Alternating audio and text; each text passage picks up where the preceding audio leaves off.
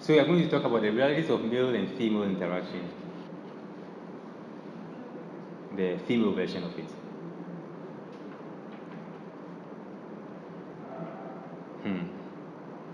Okay.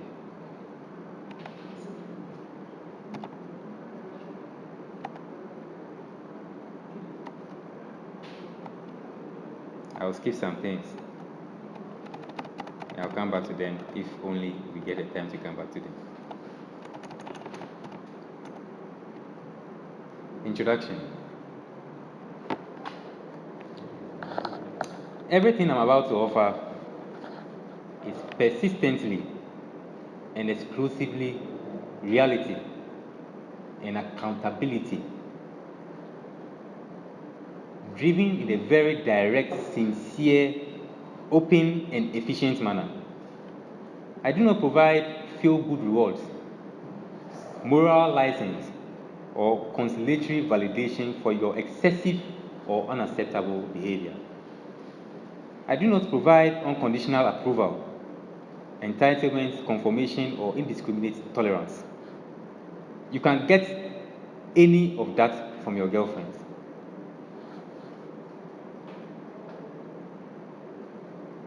When you are amongst your female collective, they will not tell you the truth. They will.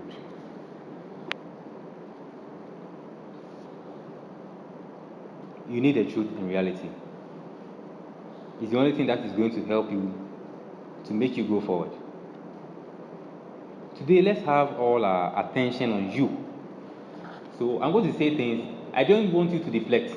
We learned about deflection in the first talk. Just don't say, but meant to. No, just take it and swallow it. So let's focus on you. All our attention on you, and let's analyze what you've done in the past and what you are doing now. Let's analyze your motivations and the profit that it brings to you. Let's look at the times that you have gone through the mechanics of intimacy with no feelings, just pretense. The emotional insincerity. Let's also look at the natural man, his motivations, and his directionality.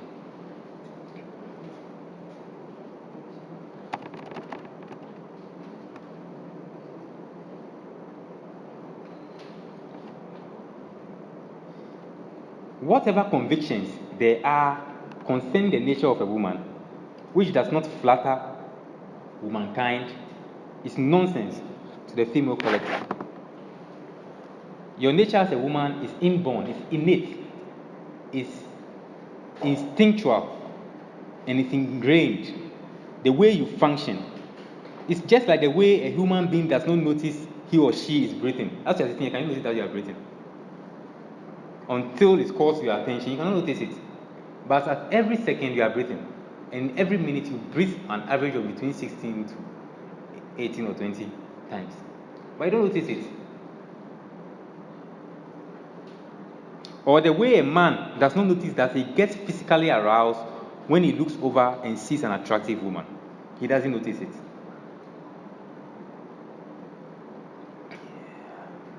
It is therefore,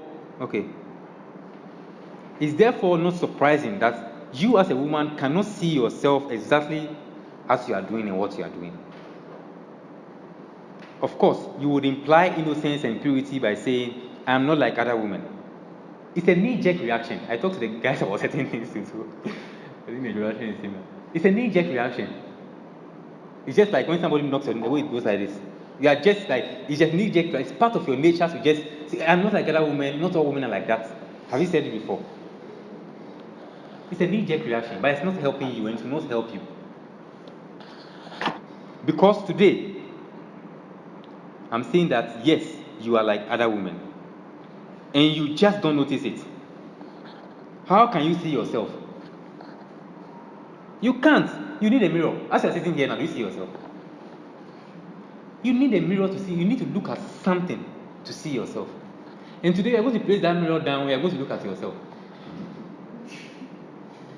You cannot see yourself. You need a mirror. You have to go into your past. It will give you It will help you. It will be one of the things that will help you.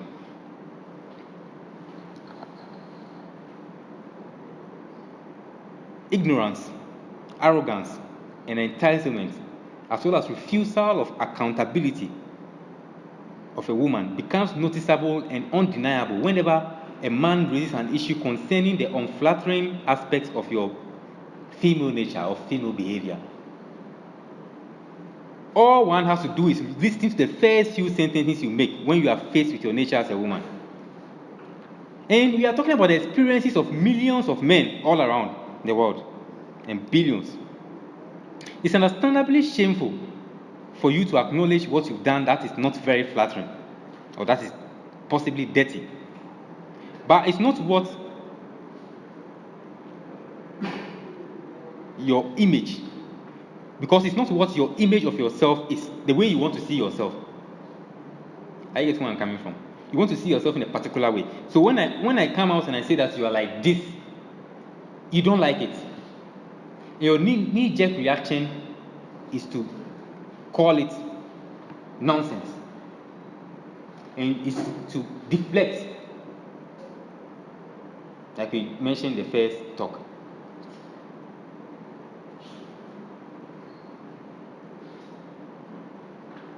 It's because it's not the image of your image you have of yourself, and the image you want to project to the world. You have to know what a man is before you get into a relationship with a man. Do you understand what I'm trying to say? And the mistake that you will make as a woman is to expect a man to not be a man. I want you to take hold of this statement. You have to know what a man is before you get into a relationship with a man. You want a man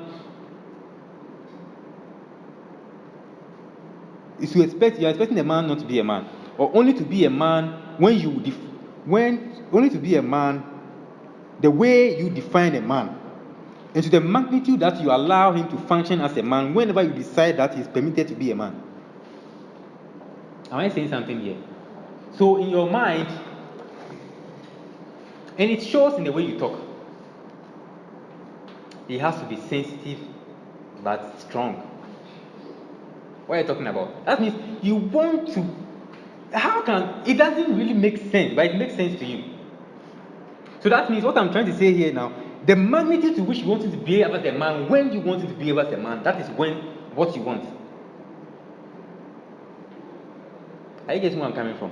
So what I'm saying, I will repeat that particular statement again. So you expect a man to be, not to be a man, and only to be a man the way you define it. You define him as a man, and to the magnitude that you allow him to be and to function as a man whenever you decide that he is permitted to be a man. You understand it? This is not a question of women of today. No. Women have been women right from the days of Eve, just like men have been men right from the days of Adam. It's not a question of women of today. Your mother, your grandmother, your great-grandmother, the same thing is playing out. History is timely but timeless. That's why when you read a story of Samson, or the story of David, you can relate to it, because things have not really changed. Maybe the only thing is that maybe we are not sitting in cars and we have internet connection. So I'm saying that women have been women right from the days of Eve. Society does not and cannot create your nature as a woman. It can only facilitate it, nurture it, and promote it. But your nature as a woman is immutable. It doesn't change. It has no boundaries, no time limitations in history. Different societies only impede, control, or suppress it more than others. So maybe when you go to the Muslim world, you try to suppress it so much, you're saying that a woman shouldn't do this or woman shouldn't do, but it always plays out in another way. So they are trying to suppress it. But the nature is the nature. I guess where I'm coming from. In the first talk, we talk about a knife and why a knife is a knife, and what knife or what kind of knife can we say is more of a knife than another knife. And we started saying it. So I was trying to describe the nature of things to you. So the nature of a knife is to cut. And a knife that can cut better is a better knife, and it's more of a knife than a knife that cannot cut. So what you are doing, or the way you behave specifically as a woman, is because you're a woman. But like I said from the beginning, there's a curse. And the curse, right from the beginning, like I described it, is what is playing out, even up to now. That's why I'm saying that the nature of a man is the nature of a man, the nature of a woman is the nature of a woman. It doesn't change. Then I spoke to you about the natural woman, the carnal woman, and the spiritual woman. I'm saying that you can be above that, but you cannot be what? Over it. So it's instinctual, but somehow, if you are led by the Spirit and your soul is being saved, you can be above it. I get where I'm coming from. When I see a lion chasing an antelope, it doesn't shock me, or it shocks you. It's just acting out of its nature. Or when I see a dog, whenever you bring a dog which is even a new dog into your house, it was taken from its mother's breast. When it sees a bone, it knows that it's a bone. Nobody tells the dog. It's instinctual.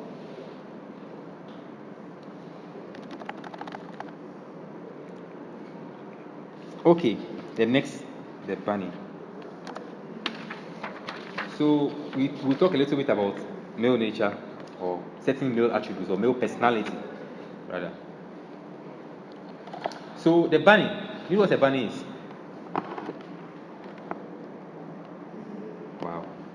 The bunny is a rabbit. And you know the nature of a rabbit? You know the nature of a rabbit? They are very, very fearful animals. Very, very, very fearful.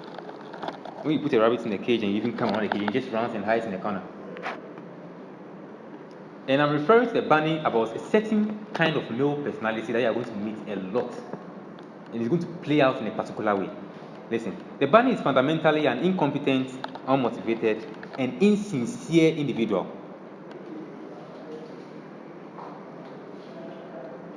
And this bunny, or the male, will talk one way with his male friends to sound masculine or project some amount of masculinity, and talk another way when he's around women to get their acceptance and attention.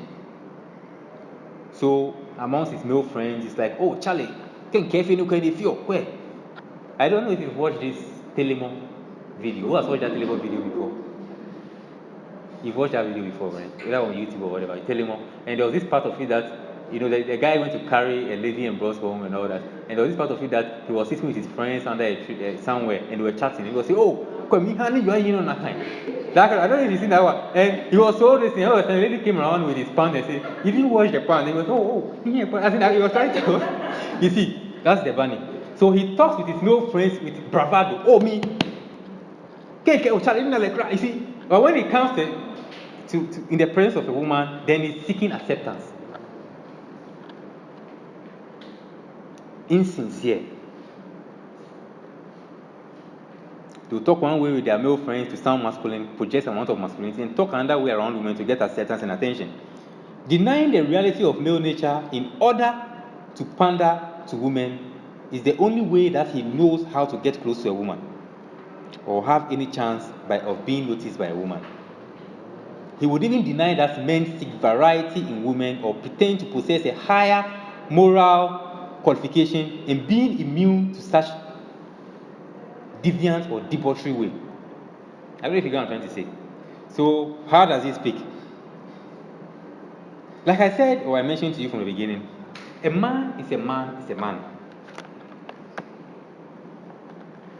And a man has certain things that play out. Just like a knife, when you see a knife, you see a comb. When you see a comb, you see a comb because it has certain things that play out. It has to comb. If you see something that's flat like this and it's just straight, you don't call it a comb because it cannot comb. It has some attributes. In the same way, a man has certain traits that makes him a man. When you take a man's ego from him, he's no more a man. You've stolen his masculinity from him. Men have ego. I wish I could talk about that into details, those kind of things to detail, but I think today that's not so much what we came about. But when I get the time, I will talk to you about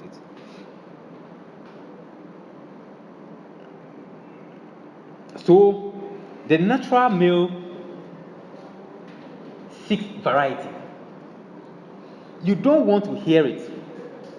It's not the most flattering thing or the best thing you want to hear because it goes contrary to your little girl's dream. You understand? We have our own fantasy. I spoke to a young man concerning certain things. You women also have some fantasy. You want your man to live for only you, not to look at any other woman. That's what you are imagining in your head. It's your fantasy, but it's your fantasy, it's not a fantasy. That's what I imagine. I'm telling you that a man in his natural self needs to be above it. Otherwise, he's in it. The natural male is going to seek variety. When a natural male sees a woman, he checks her out. He's going to look, Charlie. He's going to look for all his, what do you call it? Oh, there's a word, I'm forgetting there. He's going to apple on the bar. That's why when you listen to the way men talk when it comes to women, we talk about certain things. Men function by fetishes. I don't know if you know what a fetish is. I'm not talking about fetish priest. When you talk about fetish, we're talking about certain aspects of or something that does not, it's not a sexual organ, but it arouses sexually. So men have certain fetishes. You see what I'm talking? That's a male's fetish. Or Charlie, when they shape your that's a man. That's how a man, the natural male, functions. It doesn't matter whether he's the head pope, or the chief imam, or the head pastor. He functions by what? Fantasy. By that fetish. That's a man. So, like I said in the previous title, you cannot make a man be a man when you want him to be a man at the time you want him to be a man. No, he cannot. Just the same way that a man cannot make a woman be a woman at the time. No. You cannot create a man in your own image. You cannot do that. He's a man. What he needs is to be a spiritual man, so that he will be above it, but he will never be over it.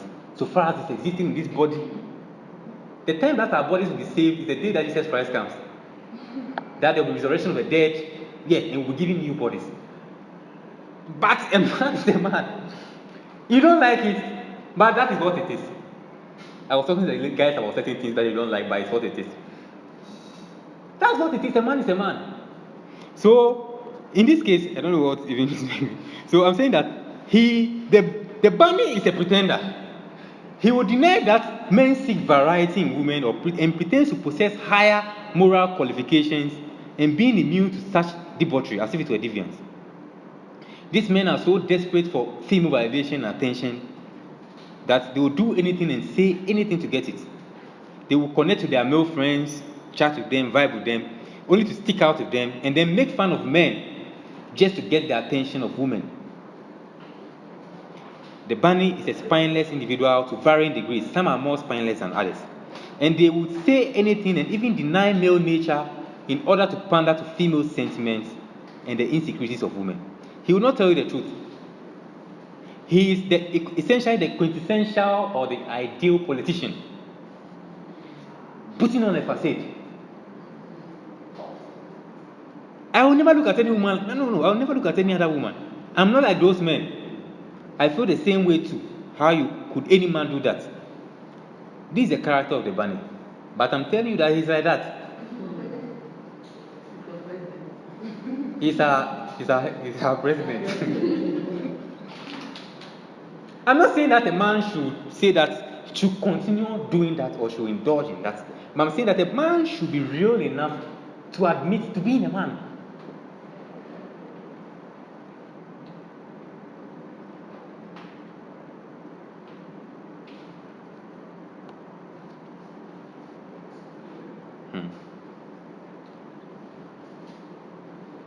So the bunny is so near to being a sociopath, pretending, pandering, mimicking, manipulating. All this to be accepted. Initially, the woman will choose the bunny. Because why? He's so compliant, so easy to control, so willing to serve, only to realize that he's a fake.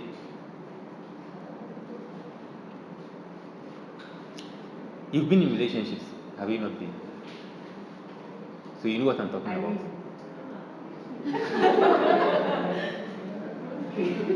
Okay, so some of you. And you are going to get scammed. Do you know what a scam is? It's like He's going to fraud you because he will present a picture of being something that he's not, and you are going to buy into it only for you to enter into a relationship or a marriage with him to realize that he's not what he said he was. But you don't like the truth, so that's what will happen to you. When you meet a guy who will tell you the truth and is judgmental, like you put it, I don't see it as judgmental, but that's how you put it. Who is judgmental, no judgment zone. You will not accept him. You don't want it that way. You want him to lie to you, to present a picture of being something that is not to you. That's what you want. So, at the end of the day, nobody did it to you. You chose it. The Bunny's personality is hidden, whitewashed, and insincere. But his vices will appear later on when it's too late. You are going to find out later when you find yourself that you are totally ungratified, unsatisfied, and unfulfilled as a woman.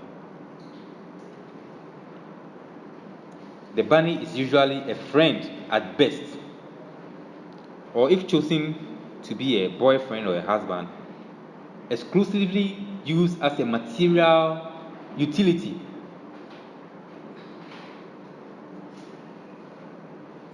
Because the bunny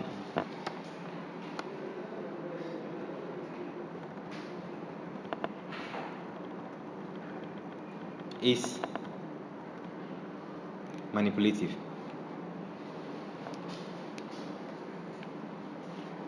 So, I think this is the best time for me to come to the manipulation aspect of it.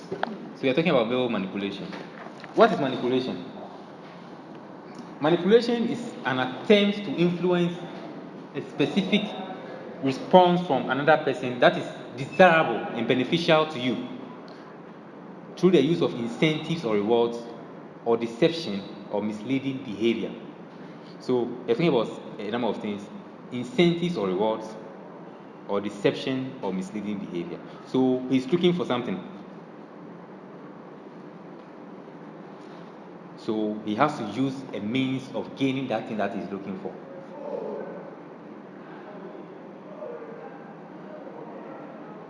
But he's not going to be direct or truthful with you,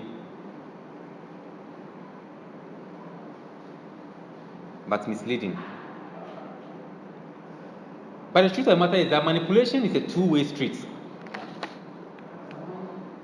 If you try to manipulate someone, you open the door for the person to manipulate you. I don't know if you get what I'm trying to say. It's a two-way street. So the young man meets a young woman.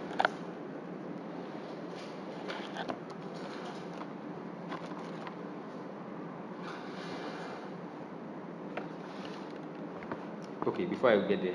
And manipulation is born out of fear. What kind of fear? The fear of being criticized.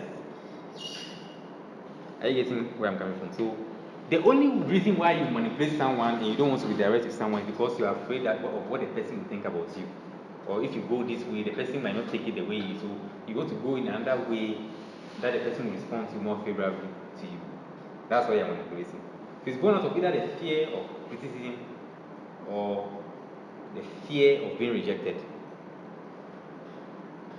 That's the way that manipulation is born.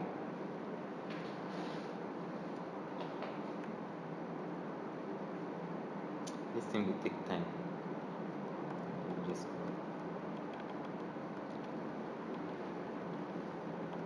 Okay. So the bunny is the majority of men and is responsible for women seeing all men in general as very dishonest and thereby putting women on guard. The next topic is the natural woman. I'm going to talk about some things.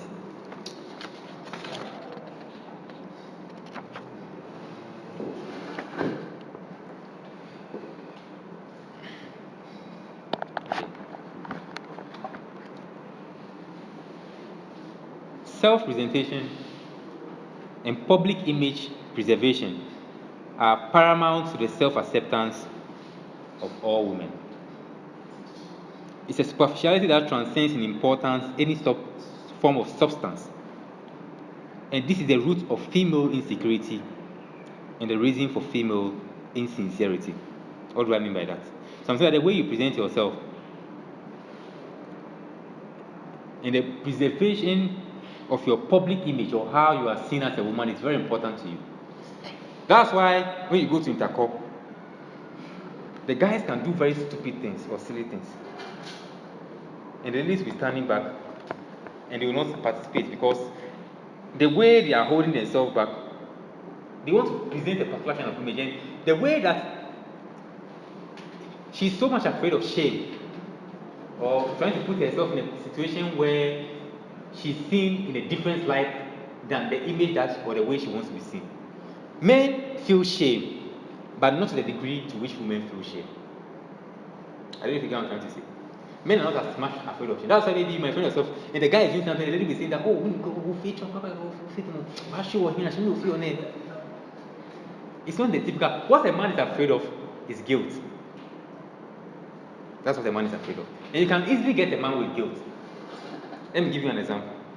What do I mean by shame and guilt? There are two different things. There are two different responses.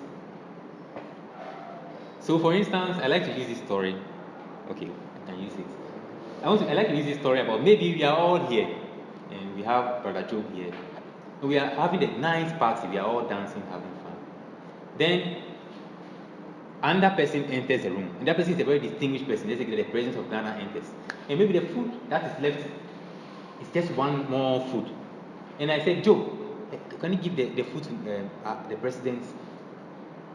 And maybe when Joe was about to give the food to the president, this place was crowded, everybody is dancing crazily. So Joe was trying to take the food from here to the president at the entrance, and someone pushed Joe, and the food just fell on the ground. What would Joe feel? Is he going to feel ashamed or guilty? Or is he going to feel both ashamed and guilty? I don't know if you got where I'm coming from. Job can just feel shame and no guilt. Job can feel guilt and no shame. And Job can feel both shame and guilt to different degrees. Shame is not a moral response. I don't know if you got what I'm trying to say. It's a response that is self-directed. It's about embarrassment. It's about how people are seeing you, public image. So when the food falls on the ground, the joke is, that is shame. Do you understand where I'm coming from? But guilt is when Job picks the food and he's thinking, he's thinking about the consequences of his actions. Both men and women feel guilt and shame, but women predominantly are more in the level of shame than guilt. And men predominantly are more in the level of guilt than shame. You know what I'm talking about experientially. And that's why maybe, let me give you an example too.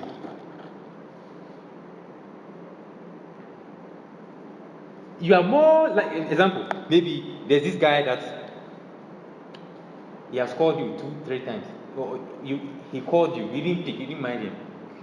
Then maybe he decides that I will not call, that kind of thing. Then he just sits there and says, he's thinking about men are very, that's why you can easily say certain things and a man starts feeling guiltful and he just comes and he wants to appease you.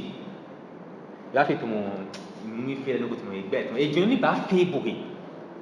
so he's going to call. I don't know if you know where I'm coming from. Women don't feel that much guilt there. And it's not because you are evil, it's because you are a woman. You are limited in that level of guilt. You are limited. In the same way, like I give you the example of shame. Like when you back at me, can I go?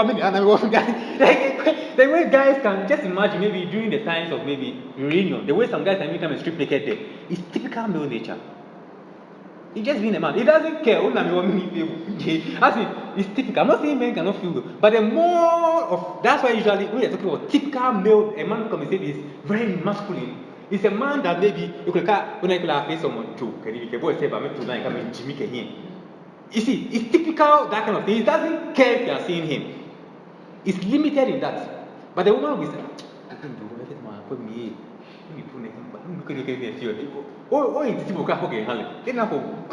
I don't think I'm trying for. That is typical. That's what I'm trying to talk about. So let me move on. So I'm saying that because a woman is very much concerned about the way she presents herself and her public image, and it's very important to even the way she can accept herself, it becomes a root of her insecurity. Me FA4, me FA4. Me I'll be thankful to ministry. Am I growing fat? I think you've heard those kind of insecurity because he's looking at how she's being seen.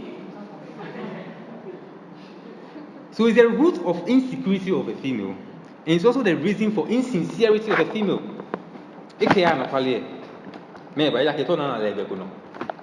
So what happens is this. I'm saying that when I see a lion chasing a deer, when I see a lion chasing a deer, I'm not shocked. Because what? It's a lion chasing a deer. Okay. It's expected for a lion to chase a deer. So, when I see what I'm talking about here is what kind of insincerity is that? The insincerity could be physical insincerity.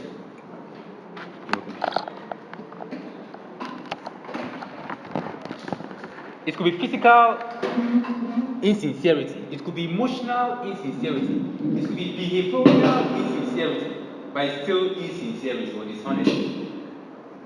So I just try to mention that statement so I can understand where I'm coming from very well. So I say when I see a lion chasing a deer, it doesn't shock me. Or it shocks you. It doesn't shock me. So when I see a woman wearing makeup, it doesn't shock me. I guess what I'm trying to say. It doesn't shock me. Because self-presentation and public image preservation, a man cannot wear makeup. A man who is in his right senses, or is not. Okay, let me say something. The things I'm talking about here, I'm talking about the healthy functioning male and female. I guess where I'm coming from. What I mean is this: all of us have what, 2 eyes. So if somebody enters the room, the person doesn't only 1 eye. The person could be a human, but people haven't one like that before. But it's a pathology. So all the things I'm talking about is a natural female or a natural male in their purest form. So I'm saying that if you see a man who is a gay and the person has a very wallet, look he's acting out of pathology.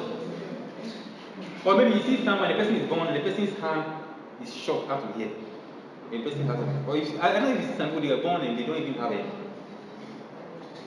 Such people exist. But that's not a normal human being we expect to see in everyday life. It's a pathology. So I'm not talking about deviance here or to say, oh, but this person did this and this. No, I'm not talking about that. I'm talking about a typical man. Are you a deviant? I doubt any one of you is a deviant. Deviants are not common. How many people have you seen who don't have a hand? It's not common. So there could be such people, but I'm talking about a typical male or female. So what I'm saying here is that, so the insincerity will be physical, so she has to wear a mask to be seen a particular way. And it's totally expected. I'm not shocked. Just the same when I see a group of young guys just jumping around there, fooling or doing certain things, that I'm not shocked. Or I see a man doing me, okay, that kind of. He's just being a man. His ego is playing out. Or I see a man trying to dominate a woman and trying to, finish the crack. He's trying to display domination. Or I see men competing.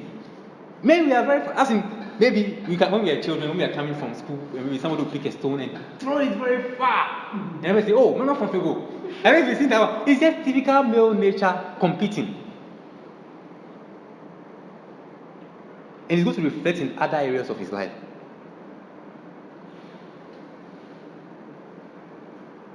So, I'm talking about that insincerity. That can be in appearance, that can be in behavior. As soon as he sees it, then you're just trying to act in a particular way to get what she wants. I don't know what I'm trying to say. Okay, you're a woman, so you understand me. Then, women in general are very afraid of what they call negativity, which by design is being judgmental. And to be judged is to be shamed for the female. Shame is the most feared of all ordeals, which results from the loss of contrived image and the exposure of who she really is. So the reason why the fear of shame comes out of, as soon as you are shamed, that means you have been revealed or you've been judged. So you've been adjudinaku. I guess where I'm coming from. And that's what you're afraid of. So shame is something that a woman fears very much. That's the shame of judgment. Because shame of judgment means that that ideal public image has been removed and you've been seen for whom you are. And this fear of shame influences a woman's choice in a man. And it's largely based on how the man makes her feel and the fact that the man doesn't judge her. And I'm telling you, you are going to get, I talk about the bunny. If that's what you want, they are going to fit perfectly into it soon. Because it's not going to judge you. So that's where the acceptance of perfect imperfections and the elimination of judgment is one of the most fundamental of a female's responses in demands of a man. So a woman might be maybe initially interested in a man, but as soon as you see that this man will point out to her, then that man's attractiveness falls in her eyes. She doesn't want to be judged. But is judgment good? If you are not revealed and you don't know how can you even become better? If someone cannot point out to you that this is what you are doing and it's not right, you have to change. If somebody cannot hold you accountable, like I said from the beginning, I'm not here to pander to you. Neither am I here to give you those ones you can get from your female friends. I'm acting like, oh, it's nothing. Tomorrow, you're a great girl, you're a wonderful, strong, independent woman. Meanwhile, you look at a look at me. They don't tell you, they'll pander to you and they'll not judge you. Don't judge. It's women who use that word, don't judge.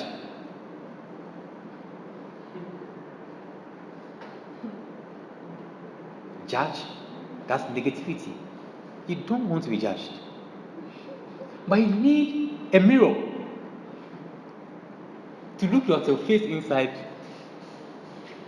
And I need to open up your diapers and show you. Now, fear no, I need no fear. As a man, I don't know if you get where I'm coming from. It's necessary. Until you get that, you continue your cycle. You do the first guy. And because it doesn't point out to you, you will continue doing it against the next guy, and you enter marriage, and your husband will die before 60, and nobody will know why. You need to be pointed out to you. You're not trouble. I should not know. And you will not like him because of that. But you need it to become a better woman, to become a virtuous woman. You need it. If guys are not, you know what happens when you are not told now and you think you are just a perfect, wonderful woman. I'm not like that. That's what makes you so confident when you're saying that I'm not like other women. All other women are like, but it's not me. Or who is like that now? Every woman that you ask about, oh, this all women do you come and feel like me men I ask them.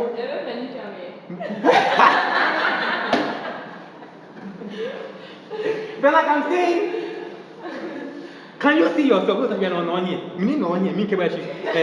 Look going for OBN. Me, I cannot even see your face. As I say now, if you wasn't looking at your face, touch right there. I bet now. Look at OBN. What is wrong with you? It needs to be pointed out for you to become a better person.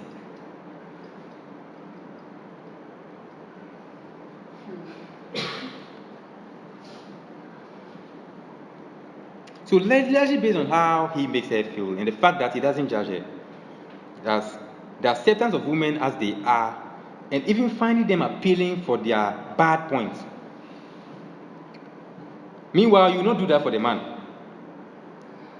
You evaluate him and condemn him very harshly for the most minute of reasons. Women care. You want to be accepted for your perfect imperfection. What's that song? What's the name of that guy who sang that song? And that song is one of the most favorites. I think that man actually knows that I think he made that song perfect for women. Perfect imperfections. What is wrong with you? Why don't you want to change rather than being accepted for your perfect imperfection? Is it not better to change to become better than to be accepted for your perfect imperfections? I'm not saying, of course, there's things about us that should be accepted or we should be able to bear with because we have natural inclination and that thing. But as you sing that song, you know what is going on through your mind. And you want to be found appealing for even your bad points. Why you not do that for the guy? Call class, Jimmy.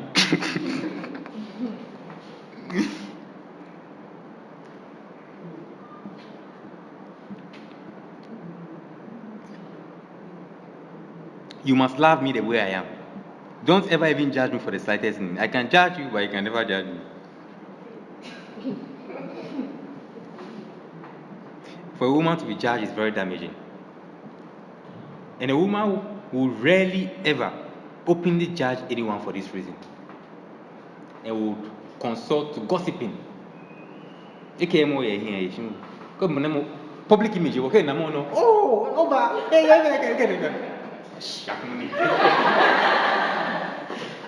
public image. And because you don't want to be judged, you not judge people openly. So when you meet a man who is a man and he's trying to be sincere and open and trying to be direct, he says, "Oh, me no feel, no fit, me no feel, I share here, me no feel, me."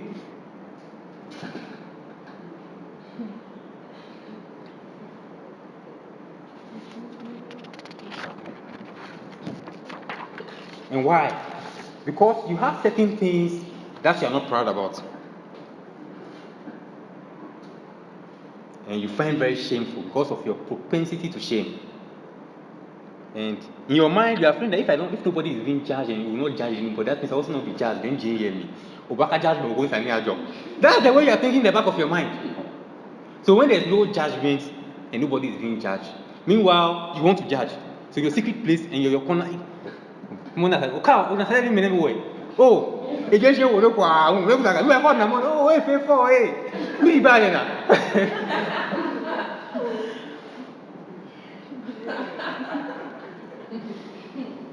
So because of that, there's an unspoken agreement within the female collective. You don't shame me publicly, and I will not shame you publicly. And it's similar to the persistent sexual arousal of the male. The female is also driven by biological forces which are largely beyond her control. This is her hypergamy. You understand what I'm saying? So a man has a particular force of persistent sexual arousal, and it's inside. You know how men are. We are easily aroused and we are instantly aroused. It just happens. So he sees he doesn't know this woman. But as soon as he sees the woman, he has already concluded, Charlie, me worry. And maybe to you, the woman, it doesn't make sense to you because it's like the way a microwave and a fridge operates. The way a microwave operates is different from the way a fridge will do something. There will be what's the way? That's agent. Yeah, so that agent will pass through the tubes and that was, and the microwave is also operating a different way where something is emitting some ways that. So when the microwave sees the way the fridge is making noise, and they say, what kind of noise is this person making? So when the guy approaches and tells you that, the way they feel you, Charlie, you don't understand, but he's telling the truth because it's instantly aroused, but you don't function that way. You have to evaluate him. You have to take out your list and say, okay, take. Men don't function that way. As soon as the man sees the ideal female for himself, his fetish, like I told you before, he's instantly aroused. And he's already ready. And you're not going to waste his time with. The man is already ready.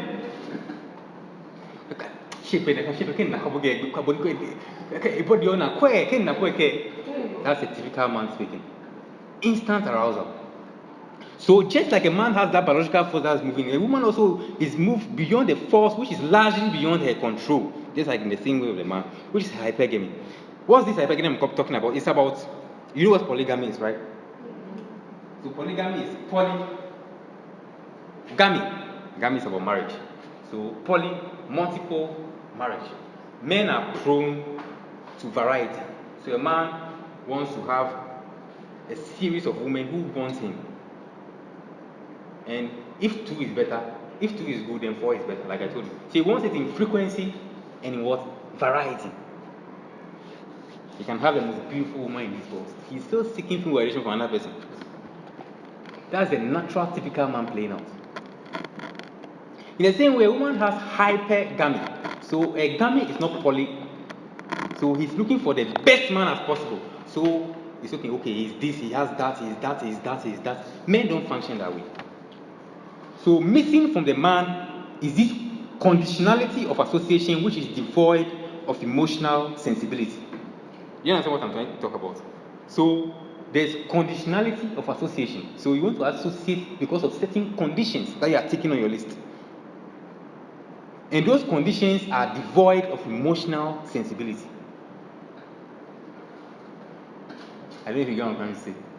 A man is instantly aroused and it's purely based on emotional sensibility. He's just aroused.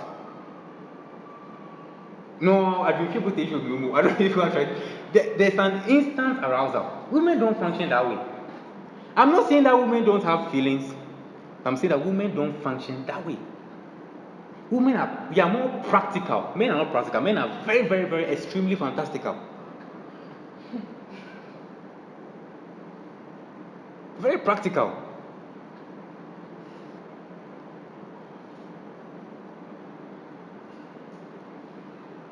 So, missing from the male is this conditionality of association which is devoid of emotional sensibility. So, because of that, to a woman, a man's role is to be very grateful to be chosen to serve a particular woman exclusively and as his natural destiny. So you feel that he should be grateful for Nale. I get where I'm coming from. And women are not direct. Everything is not substance but style, and everything is hidden. It even shows in the physical appearance of a woman. The female sexual organ is hidden. Men are open. I don't know if you know what I'm trying to say. When a man stands naked, you can see every part of the basic part of his sexual anatomy outside. Men are direct. But a woman is hidden. When a woman even wants to show affection or wants to show attraction, she's trying to show signs and symptoms and not trying to be direct. Are you getting where I'm coming from? It's not going to be direct, and she's just trying to show you something to show you that she's interested. That is woman playing out.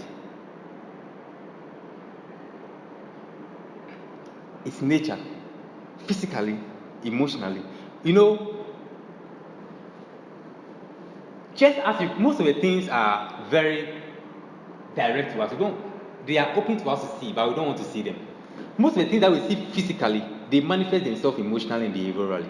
I think I pointed out one already from the beginning. So, and everything is about appearance and facade.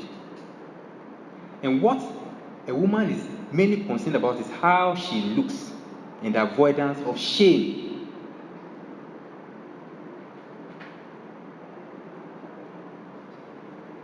And anything that a woman does that is dirty and shameful is shoved under the rug. It did not happen. Why am I telling you this? Because you need to know. I mentioned a number of things to the young men that they need to know. And now, it's now that I'm understanding the message that the prophetess gave me in the course. It says, whatever you are being told, do it. I'm not understanding it. The things I'm saying, if you listen to them and you become conscious of it, like I told you, when a human being is breathing, he doesn't know that he's breathing. He's just breathing in and out. It's just a natural thing for him to breathe. Until you call to his attention, like, hey, you are breathing. And you're like, I'm breathing. That's how we are. So the same way, most of the things I'm mentioning, it's not that maybe you are now really connecting to, hey, really, I do this or this. You don't realize it. But when you are aware of it, it makes you become more deliberate in the things you do. It's instinctual. So the same way, a man has to be aware and accepted of the fact that he's easily aroused and he has certain things of seeking variety. If he's not aware of it and he doesn't gain self-discipline about it, he's going to play it out without even realizing what he's doing and pride himself in it. In the same way, I want you to be aware of these things these shameful aspects of your nature and the things that I'm saying, some of them are there, you don't feel comfortable about it because it's not honorable. Some of them. So I want you to be conscious when you find yourself stuck. Hey, even if you're there. That's the only way that you can become a truly virtuous woman.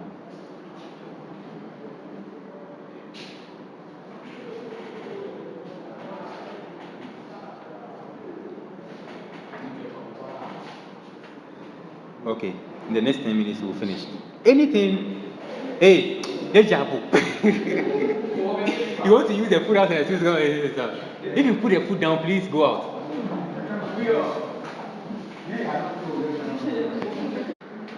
So, if nobody knows about it, then it's okay. It didn't happen. Because nobody knows about it.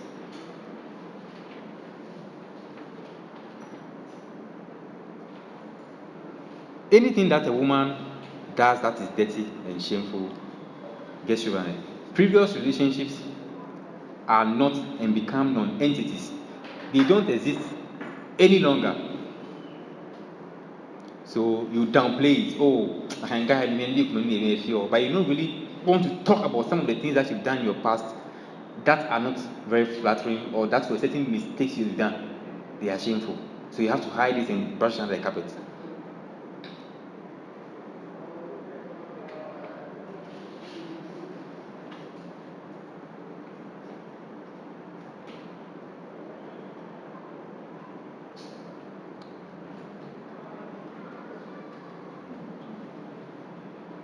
So you want to dissociate yourself from your past actions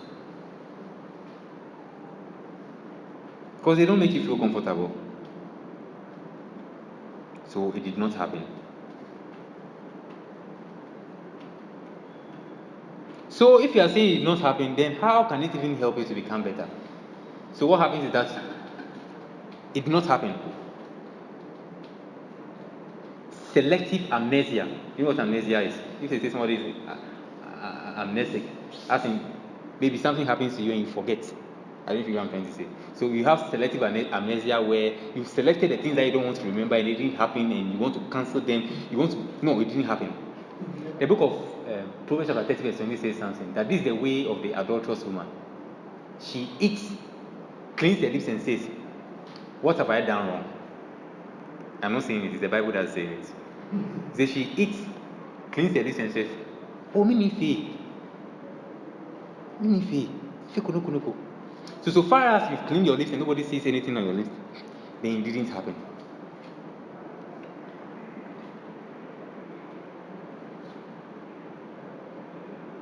So how can you learn from it? If you are all about appearance and how you are seen, and it's not about reality of whom you really are, but how people see you.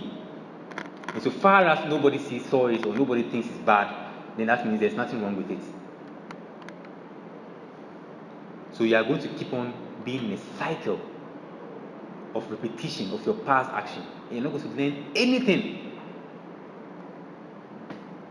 Look into your past. Just like your menstrual cycle, that you know the exact date that is going to come, or you know around that date. That's how you function, not just physiologically, but behaviorally. The same mistakes you were making, you find yourself a particular kind of guys that you do this, and next you go into the same cycle again.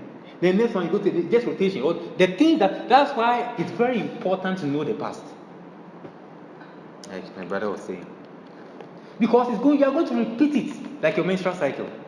Until you break that cycle and become aware and conscious and start changing and become conscious and seeking virtue, you are going to do it to the next guy. The same thing.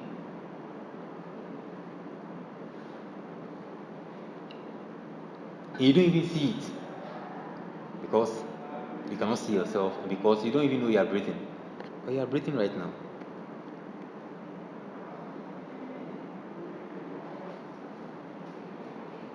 It did not happen. So you need to hear it from your other female colleagues that it was not your fault. Right? It did not happen. It wasn't your fault. They will never tell you the truth. It wasn't your fault. They'll just try to downplay it. With WWE, you're a strong, independent woman, you don't have to. They don't tell them what is wrong with you. You have to correct something, otherwise, what will happen? The cycle. Behind your shirt is written virtue.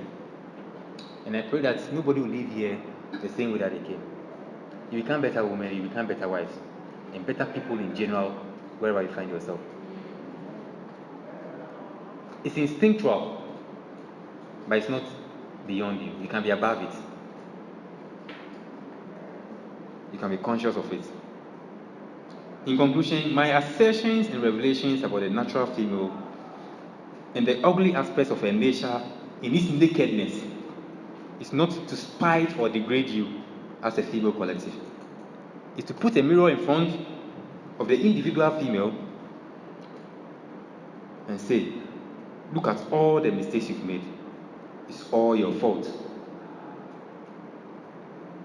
Women need checks and balancing from both within and without. Someone has to tell you. You also have to check and balance from inside.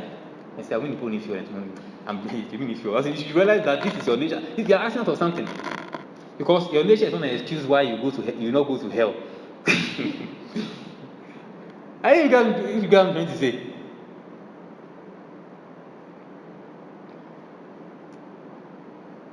You need checks and balances from within and without.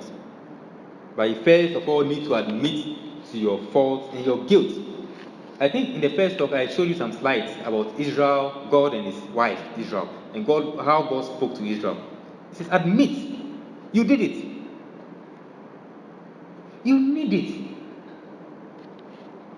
Just as the alcoholic undergoing therapy does. He says, hello, I'm Jane, and I'm an alcoholic. That's the thing we have. You have to accept it. Hello, I'm Daniel, and I seek variety. You have to admit it. If you don't admit, then how can you even take a next step of becoming better and trying to do something about it? For the sake of your partner and for your own sake, because it all comes back, like we've learned from the past, to haunt you. Most of the mistakes you've done in your past because of your female nature. I want you to go, when you go back, go and sit down, assess and try to go over some of the things you've said, and you realize that most of the mistakes, the messes up you made, were because of your female nature. Rabbits have 2 long ears, dogs bark, and ducks cannot fly. Have you ever seen a duck flying before? I don't think you know what I'm trying to say. Do you understand what I'm saying? A duck cannot fly. So if I go and buy a duck and I bring it home and it cannot fly, and I start crying that the person has cheated me, that the duck cannot fly. Female nature is female nature, and male nature is male nature. It is universal. It's independent of race, be it black, white, Asian, what other race? Green, blue, whatever. It's independent of class, be it the rich, the poor, the middle class. It's independent of geography, be it, what do you call it? India, Italy, France, US, what do you call it? Russia, South Africa, Ghana, wherever it is. It's independent of it. It's independent of religion. Female nature is self-free. Whether you're a Muslim or a Christian or whatever, there's something natural about you. It's independent of climate. Whether it's snowing here or it's raining there. Women are women and men are men. They play out in certain things that you can expect. It's independent of regime. Whether NDC is in power or MPP is in power, or we have military rule, whatever it is, it's immutable. Wow. I will go through seduction a little with you so that you understand certain things.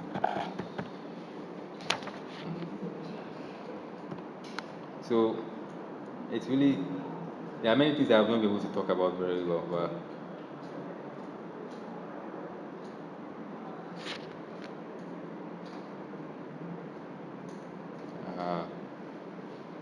okay. So I'll talk about spiritual layers first. It's not here, but I think I have to talk to you guys about it. Ladies about it. The fact that he prays in tongues and he can touch people's head and deliver them from demons, and he can prophesy the future from the present to the next 10,000 years, does not mean that he's not a man. I listen to what I'm saying. That's the mistake that some of you girls make. That you find yourself shocked when you see some of these guys who you expect them to be better off, and they start behaving in certain ways towards you, start demanding sex from you or something. You don't understand. How can this guy? No, he's a man. I listen to what I'm saying. Character is built. It's not an acquired. It's not an acquired trait. I cannot transmit my blood to you, and all of a sudden you become you become good or you become kind. No, it's not a sexually transmitted disease.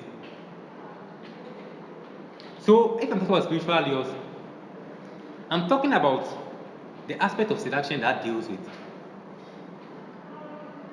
the spiritual, where you want to imagine that,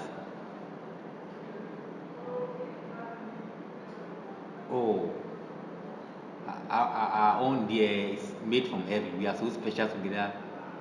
We understand each other, and when we're young, we both use the same pencil. You know that you know that somebody can decide. I know you can relate to what I'm saying. It's a spiritual law. So you are making a decision, a very important decision in your life based on astrology. Oh, he's Libra, I am what? Is it Gemini or Cancer or whatever? So we are going to be. It's a spiritual law.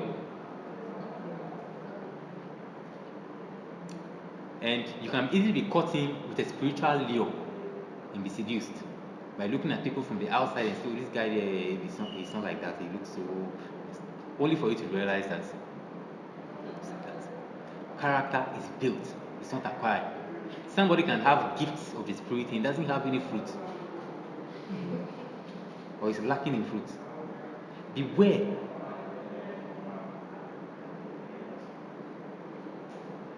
And be careful of the power of words.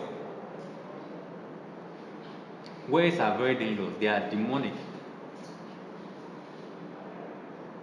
That's what I was talking about when I spoke of the first one.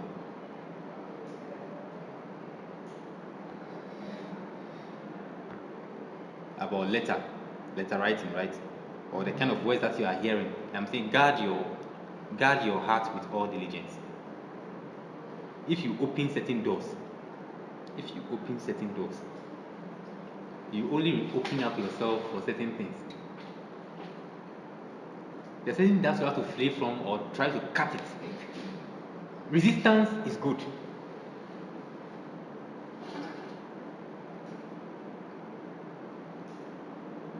But resistance means that you are emotionally involved. You understand what I'm saying? I'm saying that resistance is good, but it only means that you are emotionally involved. So, for a guy who is a Casanova or a player, when he's dealing with you and you're resisting, he's happy because he knows he's going to get you. Don't resist, don't mind him. If you've made up your mind, don't. The more you resist and trying to give excuses and you are in the picture. Let me give you an example. You know what jiu-jitsu is? Jiu-jitsu is a kind of sport where the opponent uses your resistance against you.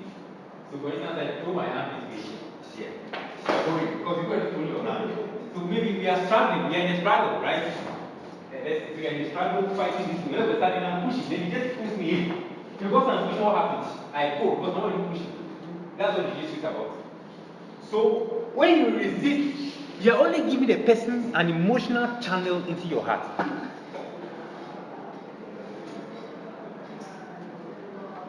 If something you know that this thing should not happen and it's not right, and within your spirit, man, God is telling you that no, stop resisting or trying to encourage him. Say, oh, me, I will not fall. Okay, let me come to something first. Who is a victim of seduction? If I don't say anything else, I have to say this one. Seduction, like I said from the very first talk, is to what? Lead astray. Is to persuade, to convince, in order to get something. The other time I spoke to the young men concerning victims of seduction, and I went deep into it. But this time I want to just summarize it. If you don't remember anything, you remember BNI. There are certain people that are very open to seduction. One, those who are bored. They need adventure in their life. So you're a young woman, maybe every time you wake up, go to school, come here. So you are bored. In your mind, you have some fantasies about some adventure. So when you meet a guy who comes to your life and is giving you that roller coaster, you're going to fall. Because there's something missing. That a victim is someone who is missing something. That thing has to be put there. So you are missing adventure and stimulation in your life. So when it comes in and brings you that adventure, you are going to be seduced. Naivety. You don't know your background. You don't know anything. You don't know even what seduction is. You don't know what is even happening. So you are just watching everything like you are just a spectator and you are just being played around. It's not good to be naive. Are you listening to what I'm saying? Don't be naive. If you are naive, what you don't know will be used against you. So, don't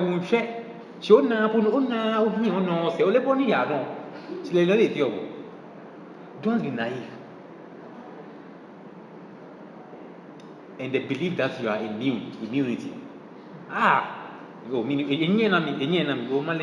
When you are immune, what happens is that you don't pay attention. Because when you say you are immune, that means you feel as if you put all your, of course, you are in this room, of course, you're not preparing for battle. So nobody's having a weapon. And if you're having a weapon, you put it aside somewhere, you put it in your bag and put it somewhere. So you're not protected. So when you are attacked, you will not have anything to fight. Don't think that you are not immune. Always be conscious and know that you are susceptible to being seduced. So in Calabas Pain and Emotion, Charlie, and you've heard that this guy has a reputation and he has done this and he has conquered all the ladies there. And you think that for you, dear, you're not like that, it will never happen to you. Because when God was creating sexuality, he jumped you and gave you out. We put ourselves in certain situations or conditions, and later on we'll come and blame God for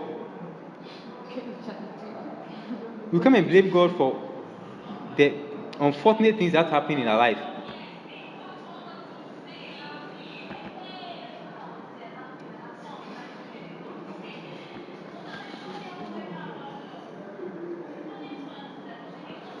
Then a false sense of let me talk about physical or psychological isolation. What's isolation? When you are in your everyday routine and you are going up and down, you think that you are safe. You think nobody can. You are safe in your routine, right? Are you not safe in your routines? You know that okay, when I wake up, I have to do this and do that, then move here, then do that. You know. So you are safe and you are comfortable and you are confident in your routine. But as soon as something happens that disrupts your routine, then you become confused. Maybe you expected that when you get to the bus stop at 6 o'clock, the bus will come. All of a sudden, they say today there's no bus, then now you are stranded. What am I going to do? And you become emotional. If I talk about isolation, I'm talking about you being isolated from your group, be it psychologically or physically. Physical isolation is when the guy tells you that, you give me a chance, just give me one date. He's going to isolate you. And when somebody isolates you, you are vulnerable. You're like a child who is in the room and nobody is there. And your mother can, maybe you have your own room as a child, and mother comes to switch off your light, and you're like, all of a sudden you become aware of, hey, you don't have anybody else.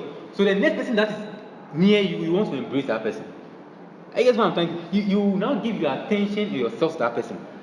You open up to yourself because you're isolated. So he knows that this girl, gets more. Okay, when mama isolated there, and he just needs that isolation. 1, 2, 3, that's all. Because in your isolation state, that's when you are weakest. So physically, he can isolate you. Psychologically, he can isolate you from your people. Boring cry. He's isolating you psychologically from them. So you know that your friends will come and protect you. So you just start saying, so you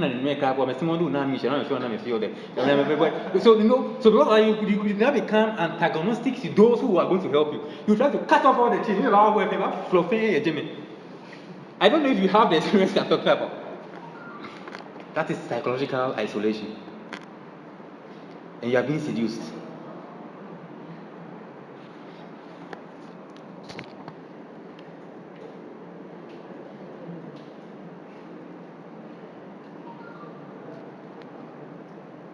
Seductive evidence. I will say that one last, then we'll stop.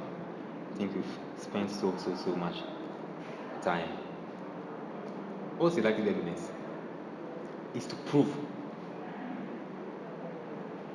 Is to prove.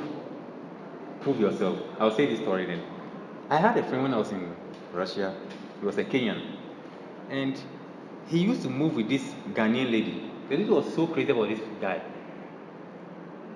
Especially during vacations, you can go into the guy's room, go and stay there throughout the night. Like he was just so crazy. And the guy became so confident of himself. So I was talking to him. His name was David. And David was playing some games. He was so confident. When I'm talking to him, he's so confident that this girl, they have got her. There's nothing that she can do that should. I said, okay. Then one time the lady got sick. She had appendicitis and she had to be operated on. So the guy, she was saying to us, the operation was done, she was to stay for some days. And I told David, go and visit this girl. Okay, oh, I will not visit her. I don't have to visit her. And there was this one guy who also liked the girl. The girl wasn't giving the guy face one. The guy, university was far from the hospital that the girl was, but every day the guy would come and visit the girl and sit by the girl. Every day. Come and sit by the girl, chat with her for at least 1 hour. And I said, David, I'm giving you a prophecy if you don't go. Well, that's what I told him. He thought I was speaking out of understanding. I told him that, David, listen, if you don't go, he says, Daniel, I swear heaven and death, no way. I said, you will see, the prophecy will come to pass. And I wasn't saying a prophecy based on maybe something that I'm saying out of, and I know what was going to happen. I was seeing what was happening. I told David, say, no, nothing will happen. The girl is on lockdown. I said, okay, Martin. And he was so confident. Why? Because the girl has given him attention and the girl was so crazy about him. This young lady came from the hospital and that was the end between him and David. He didn't want to see David again. Why? Because the other guy did what? He proved himself. So, ladies, sometimes you find yourself in a position that a guy is going to prove himself to you and you are going to fall. You might think that it was magic, it wasn't even magic. It's like, it wasn't magic. He just proved himself. Proving himself does two things. First of all, it shows a positive trait a person has. Maybe the person has shown some kind of kindness or commitment to you, and it seduces you. It makes you feel special.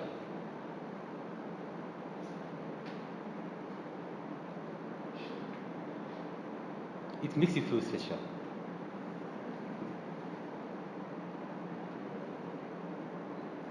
It makes you feel as if the person, it disproves any form of doubt you might have. But because the person has done that and showed that I can do this for you. There was this story of a woman named Pauline Bonaparte. He was the sister of Napoleon. You've heard of Napoleon before. And he was very, very, very, very promiscuous. Because he was coming from Napoleon's side, she had power. So she was just sleeping around with different guys, and whatever guy of his choice he wanted, he would just work with the guy for maybe a few months, and as she pleasures. Then there was this one guy that she moved with. He was a general in the army, and one time something happened.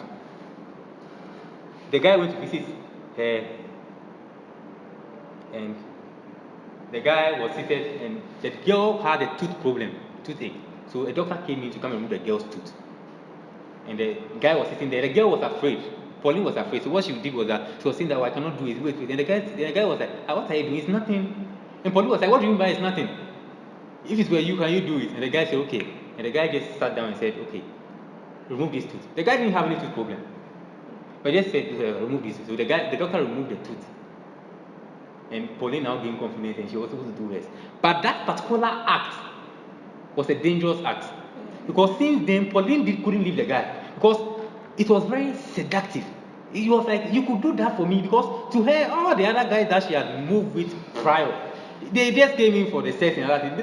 But it made her feel special. One, any suspicion or doubt with the fact that the guy is not authentic, gone.